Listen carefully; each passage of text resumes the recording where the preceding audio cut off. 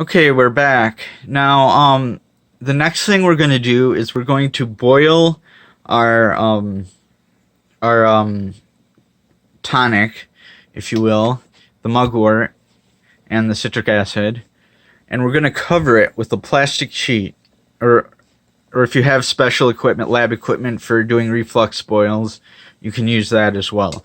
So we're going to just reflux boil the tonic to the point where we get liquid dripping back down into the solution. And there's a special reason why we're doing this. And that's because the liquid that evaporates off of the solution has a special quality to it.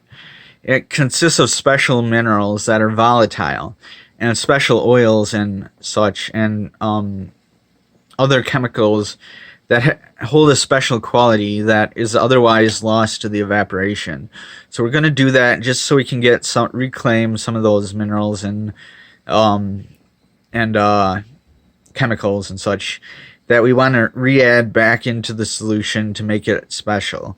So we're going to do that for a little while, maybe about 3 or 4 minutes, and then we're going to stop the boil and take off some of the liquid solution into a bottle, and then I'm going to show you what to do to make actual currency with, or not currency, but metals that could be used as currency if it was such a situation,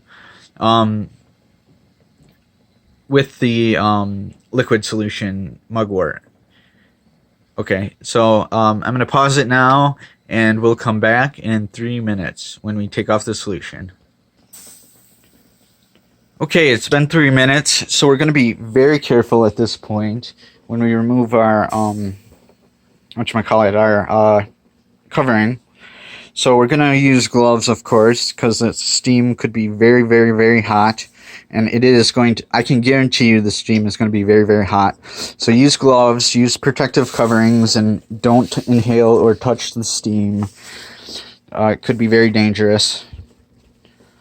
So now we're going to take the, we're going to turn off our burner, because we don't need that anymore. Or actually, we'll use it later, but we don't need it right now. So we're going to wait for the solution to cool, which could be a couple of 10 minutes or so. Then we're going to pour it into a nice bottle, or tincture dropper bottles, if you will. And we're going to use those for storing our solution. So I'm going to pour about maybe half of the solution into one of these bottles. I'm not going to touch it with my glove because it's dirty. But into one of these sealing bottles, and we have it labeled mugwort tonic. So that's what I'm going to label it as, and that's what I'm going to put it into this bottle. And since it has citric acid in it, it should be able to store fairly decently for a long time without additives or anything, or preservatives.